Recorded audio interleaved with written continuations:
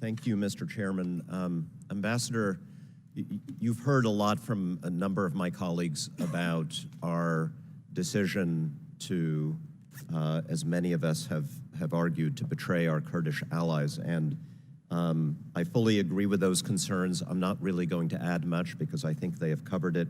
I want to stress something that I think is perhaps even more important, and that is that this decision by the president not only cleared the way for Turkey to attack the Kurds, it has effectively cleared the way for the Assad regime and the Russians to move back into an even larger area of northeastern Syria, because of course the Kurds, feeling as if they could no longer depend on us for protection, turned immediately, understandably, to the devil and made a deal to assure their long-term protection with the Russians and Assad. There are about 3 million people living in this part of northeastern Syria. About 70% are Syrian Arab. Only about 25% are Kurdish. And you know, let's be fair here. Turkey does have some scruples.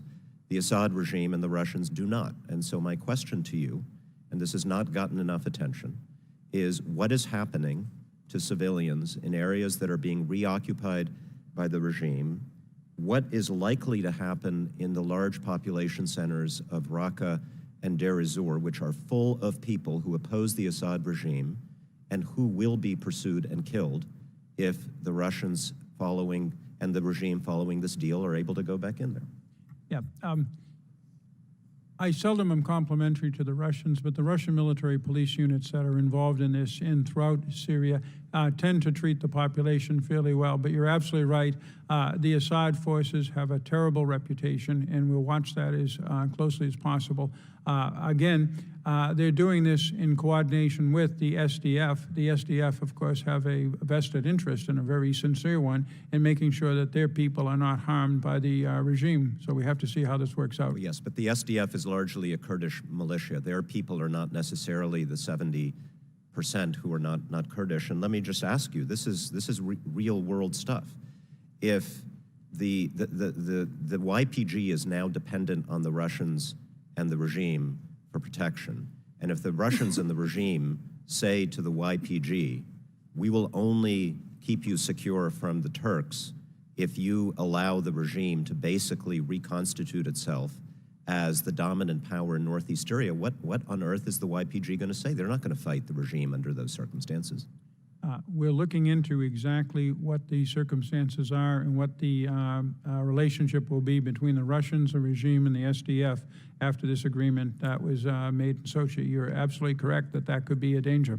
Well, I'm glad to hear you're looking into it, but you know, I just saw the statement the president made, or I read the points. There was absolutely no reference to any of this. The only thing he is saying, in an effort somehow to reassure us, is we've secured the oil. We secure the oil. We secure the oil. I have not heard him say a darn thing about securing the people who live in these cities that we helped to liberate, who struggled against the Assad regime.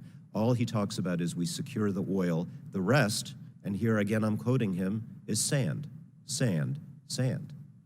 So can you assure me that we are going to use whatever tiny bit of influence we have left in this part of the Middle East that we have ceded to Russia to protect almost 3 million people who may now be subject to the yoke of the Assad regime?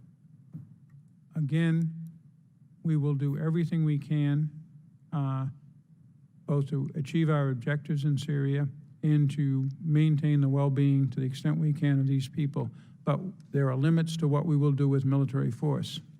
Well, of course. I mean, with 200 people or however many people, we can't do very much. We were able to do something because we are aligned with the SDF, which until now had no reason to be cutting deals with the devil. Now they have cut a deal with the devil, and it's hard for me to see how 200 or 100 or 300 troops can even secure these oil fields as if that were our primary national interest, much less secure a population that is, well, they're not only human beings, but this is the population from which ISIS recruits. Isn't that correct?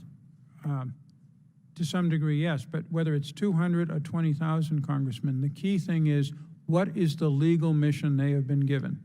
If they've been given a legal mission to secure an area from everybody, that's one thing. If they've been given a legal mission, as they have been given, ultimately from this body to pursue an al-Qaeda offshoot in northeast Syria. That's a different set of authorities, and they cannot use that authority serendipitously to go after anybody and My everybody. time is up, but with permission of the chair, I also just want to ask you about the stabilization funding. I asked you about this the last time you were here.